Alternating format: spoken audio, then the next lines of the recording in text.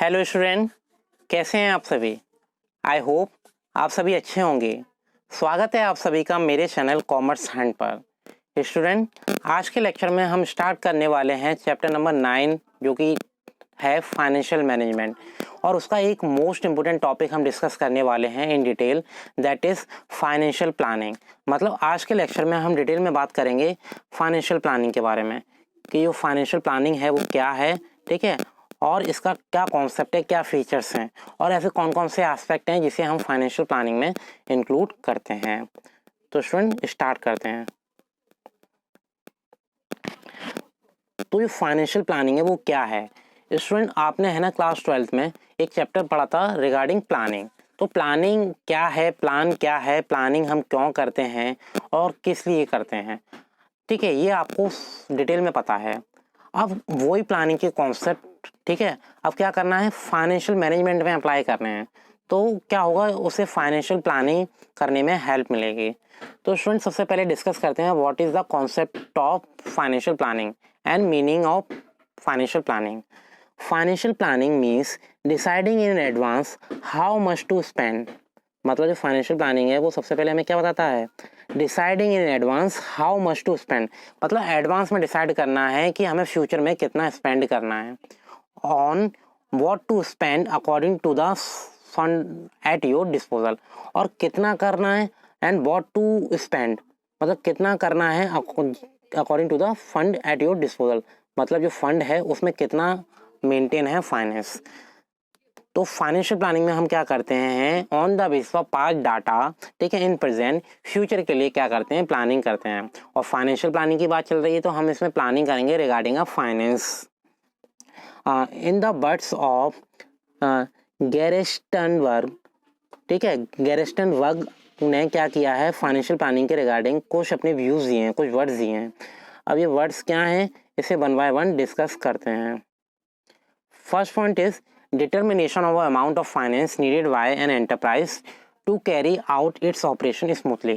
मतलब किसी भी बिजनेस के जो भी बिजनेस ऑपरेशंस हैं उसे स्मूथली रन करने के लिए क्या करना पड़ेगा, एक जो भी अमाउंट है फाइनेंस का उसका डिटर्मिनेशन करना पड़ेगा।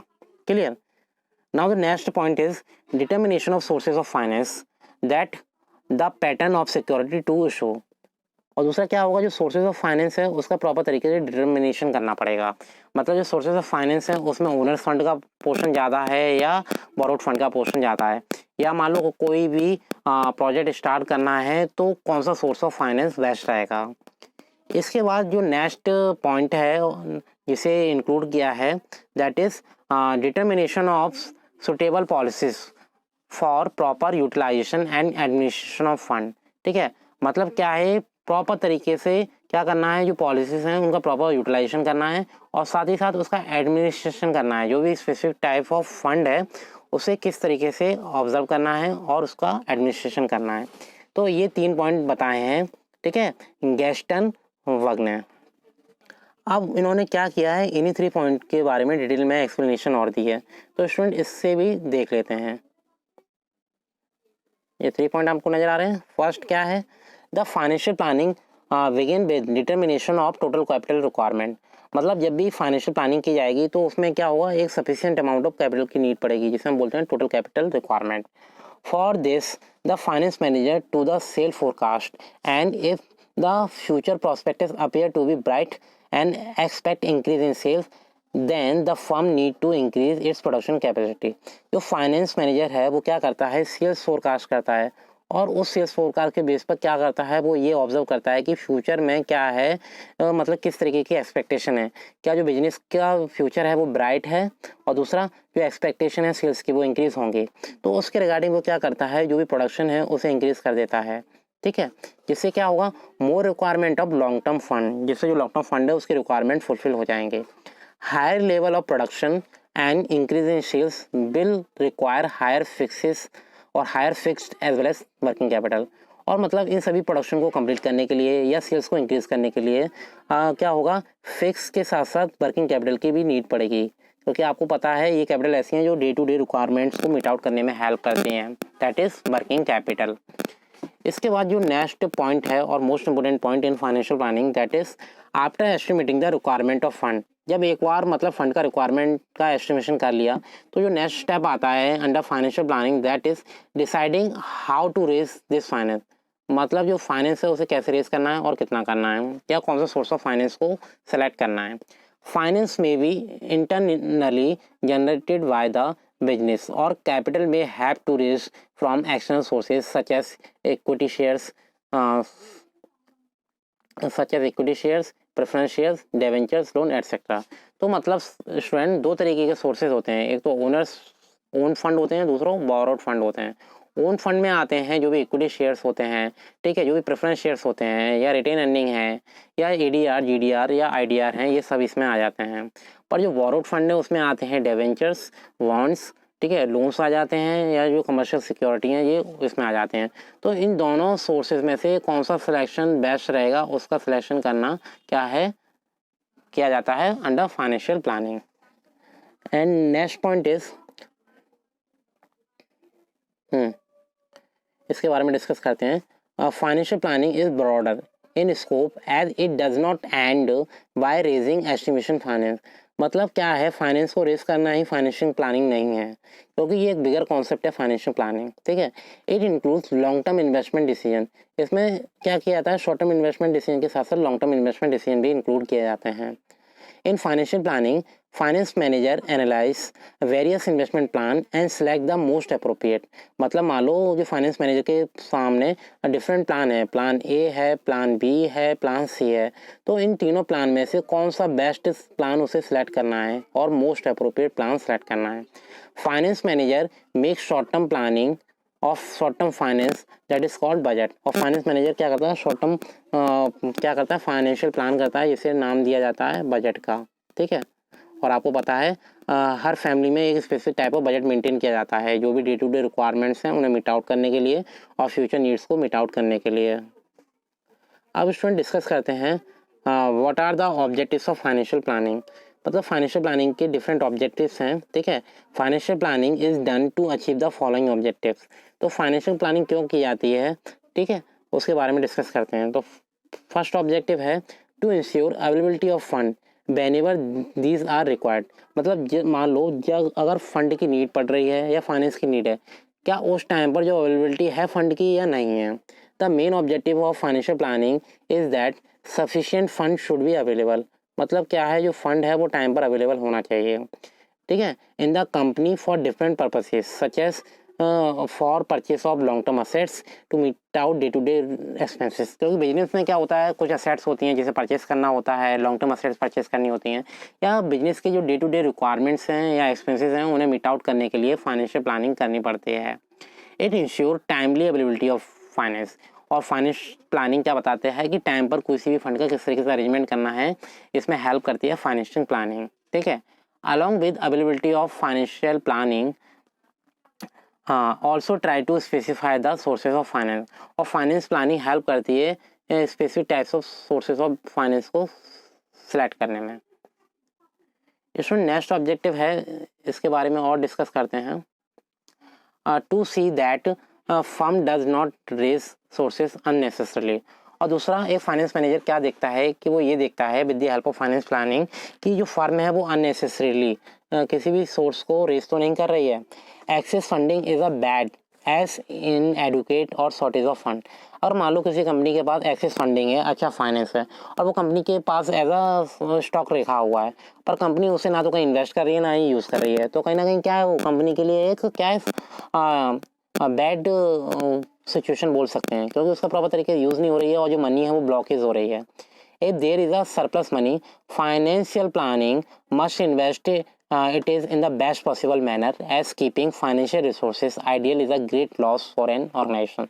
तो क्या करना है, फाइनेंशियल प्लानिंग हेल्प करती है जो भी रिसोर्सेज हैं उनका अननेसेसरी यूज़ ना किया जाए, और जो जितने भी लिमिटेड रिसोर्सेज हैं उसका बेटर और ऑप्टिमम यूटिलाइजेशन किया जाए, ठीक है।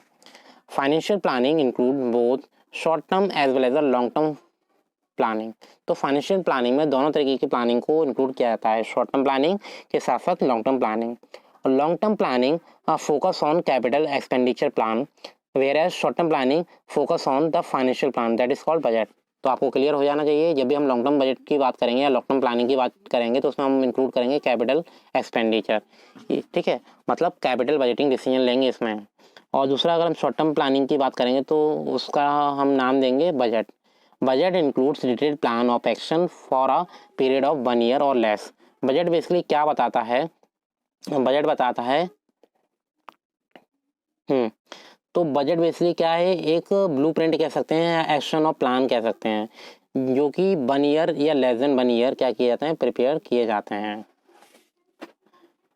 अब स्टूडेंट आपको मीनिंग क्लियर हो गया, ठीक है, और इसके बाद जो फीचर्स हैं फाइनेंशियल प्लानिंग के वो भी क्लियर हो गए, ठीक है। इसके बाद आता है इम्पोर्टेंस ऑफ फाइनेंशियल प्लानिंग, मतलब जो फाइनेंशियल प्लानिंग है उसकी क्या इंपॉर्टेंस है, मतलब कुछ तो इंपॉर्टेंस होगी तभी क्लास 12th के सिलेबस में इसे इंक्लूड किया गया है, ठीक है, और ये किस तरीके से बेनिफिशियल हो सकती है उसके बारे में डिस्कस करते हैं। Sound financial planning is essential for success of any business enterprises. अगर किसी बिजनेस की फाइनेंशियल स्ट्रेंथ अच्छी है तो वो क्या कर सकता है, अच्छी तरीके से सक्सेसफुली रन कर सकता है अपने बिजनेस को। It needs to is failed because of the following reason. अब कुछ रीजन है जिसके वजह से हम ये कह सकते हैं कि फाइनेंशियल प्लानिंग एक इम्पोर्टेंट आस्पेक्ट है। तो वो कौन कौन से आस्पेक्ट हैं उसके बारे में डिस्कस करते हैं।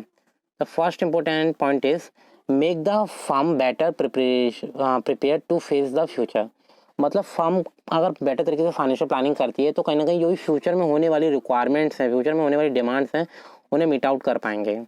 It help in forecasting what may happen in a future under different business situation, ठीक है, मतलब अगर फ्यूचर में किसी तरह की मिसहैपनिंग हो जाती है या कोई डिमांड्स हो रही है, क्या नीड्स है, उन सभी नीड्स को मीट आउट किया जाता है with the help of financial planning. तभी एक सफिशिएंट अमाउंट ऑफ फंड को क्या किया जाता है, सेव करके चला जाता है, जिसे हम नाम देते हैं रिटेन अर्निंग या reserve and surplus. For example, if there is a prediction of 20% growth in sale, however, it may happen that growth rate turn out to 10% to 30%। जैसे एग्जाम्पल कंपनी ने प्लान किया इस साल हम 20% ग्रोथ रेट से क्या करेंगे, ग्रो करेंगे और सेल करेंगे, पर ये नहीं कहा जा सकता कि कंपनी को 20% होगा या नहीं होगा, हो सकता है 10% हो सकता है 30% हो, ठीक है, तो पॉजिटिव भी हो सकता है, नेगेटिव भी हो सकता है, ये डिपेंड करता है एक बेटर फाइनेंशियल प्लानिंग पर। The financial planning or planner prepare the blueprint of these three situations so that management must know what to do in this situation। तो जो फाइनेंशियल प्लानर है वो क्या करता है, एक ब्लूप्रिंट तैयार करता है जिसकी हेल्प से कंपनी को ये आइडिया लग जाता है कि इन तीनों सिचुएशन में कौन सी सिचुएशन बेस्ट रहेगी। Now the next important point is help in avoiding business shocks and surprises by preparing blueprint to face different types of situation। अगर फाइनेंशियल प्लानर ब्लूप्रिंट प्रिपेयर करता है तो उससे ये आइडिया लग जाता है कि फ्यूचर में किस प्रोजेक्ट में प्रॉफिट होने वाला है और किस प्रोजेक्ट में क्या होना है, लॉस होने वाला है, तो इससे जो शॉक्स होते हैं और सरप्राइज होते हैं उसे अवॉइड किया जा सकता है। Now the next important point is coordinate various function. अब बेसिकली डिफरेंट फंक्शंस होते हैं, जैसे प्रोडक्शन फंक्शन हुआ, सेल्स फंक्शन हुआ, परचेज फंक्शन हुआ, ठीक है, इन सभी में एक बेटर तरीके से कोऑर्डिनेशन इस्टेब्लिश सभी किया जा सकता है जब फाइनेंशियल प्लानिंग अच्छी तरीके से मेंटेन की जाए, और साथ ही साथ by providing clear policies and procedure. अगर पॉलिसी एंड प्रोसीजर अच्छे हुए तो फाइनेंशियल प्लानिंग अच्छी तरीके से इम्प्लीमेंट हो सकेगी। देन इसके बाद जो नेक्स्ट पॉइंट है proper utilization of finance, detail plan of action prepared under financial planning, ठीक है, मतलब फाइनेंशियल प्लानिंग में क्या किया जाता है, एक डिटेल प्लान प्रिपेयर किया जाता है जिससे क्या होगा, जितनी भी वेस्टेज है उसे रिड्यूस किया जा सकता है, duplication of efforts and gaps in the planning, इन सभी को मिनिमाइज किया जा सकता है।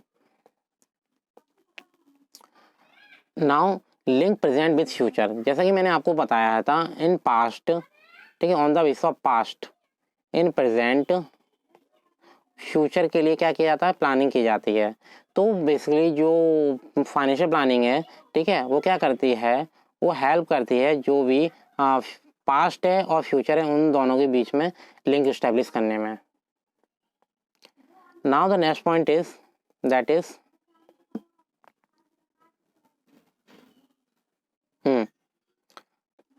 Link between investment and financial decision. Student previous video में मैंने आपको डिस्कस किया था about financial decision, that is investment, financing and investment decision. तो इन सभी डिसीजन में एक अच्छी तरीके से लिंक इस्टेब्लिश किया जाता है with the help of financial planning, जिससे जो बिजनेस ऑपरेशन है वो कंटिन्यू रन कर सकें।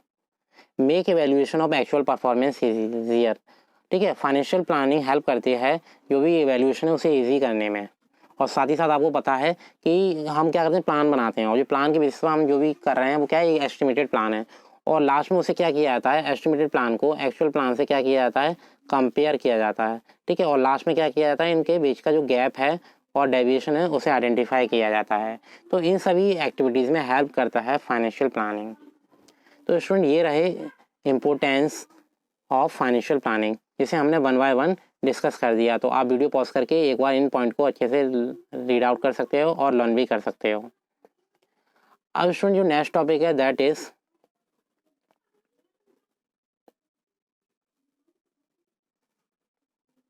जो नेक्स्ट टॉपिक है that is comparison between financial planning and financial management, ठीक है। तो स्टूडेंट आपको है ना इस चैप्टर के स्टार्टिंग में ही डिटेल में पढ़ा दिया गया है अबाउट फाइनेंशियल मैनेजमेंट, ठीक है। और फाइनेंशियल प्लानिंग के बारे में आज के लेक्चर में मैंने डिटेल में आपको डिस्कस कर दिया। तो इन दोनों टर्म के बीच में अब आप है ना कंपेयर कर सकते हो। आपको करना क्या है, just pause the video and read this difference. जिसमें कुछ बेसिस दे रखे हैं, ठीक है, जो बेसिस दे रखे हैं जिसमें मीनिंग है, स्कोप है एंड ऑब्जेक्टिव्स है। तो इन बेसिस के बिहाफ पर इन कंपैरिजन को अच्छे से रीड आउट करो, अंडरस्टैंड करो। अगर आपको कोई डाउट है तो आप क्या कर सकते हैं, कमेंट सेक्शन में कमेंट करके अपनी क्वेरीज को पूछ सकते हैं। स्टूडेंट इस कंपैरिजन और इस टेबल के जस्ट नीचे आप है ना एक टेबल और एक डायग्राम देख सकते हो, ये वाला। इसमें आप देख सकते हो फाइनेंशियल प्लानिंग क्या है, एक बिगर एस्पेक्ट है, और इसके अंदर इंक्लूड क्या हो रहा है, जो भी फाइनेंशियल मैनेजमेंट क्या है, बिगर एस्पेक्ट है, और जो फाइनेंशियल प्लानिंग है वो किसका पार्ट है, फाइनेंशियल मैनेजमेंट का। तो आपको कंपेरिजन का पता लग गया होगा, ठीक है। तो फाइनेंशियल प्लानिंग में हमने डिस्कस कर लिया ऑब्जेक्टिव्स ऑफ फाइनेंशियल प्लानिंग और इंपॉर्टेंस ऑफ फाइनेंशियल प्लानिंग। इसमें ये सम कीवर्ड्स हैं अबाउट फाइनेंशियल प्लानिंग, ठीक है। इसे भी आप रीड आउट कर सकते हैं।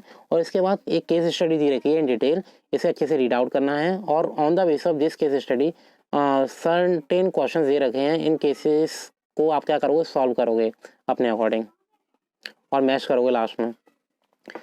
स्टूडेंट जो हमारा नेक्स्ट लेक्चर होगा वो होगा on the topic of capital structure, ठीक है। तो आज के लेक्चर में हमें इतना ही डिस्कस करना था, concept of financial planning, role of financial planning, features and importance of financial planning. I hope student all of you understand this topic, और आपको ये टॉपिक अच्छे से समझ में आया होगा।